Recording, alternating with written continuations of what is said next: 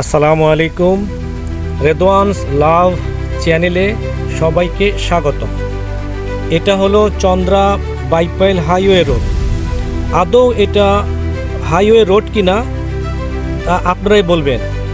বিভিন্ন জায়গায় বড় বড় গর্ত হয়ে গিয়েছে, যার জন্য গাড়ি চলাচল করতে সমস্যা হচ্ছে। ঘন্টার পর ঘন্টা মানুষকে জ্যামে বসে থাকতে হচ্ছে, এতে জনগণ ভোগান্তির শিকার হচ্ছে।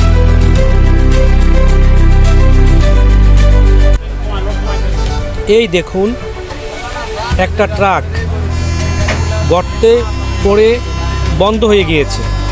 এখন ডাম্পিং গাড়ি দিয়ে একে সরানো হচ্ছে।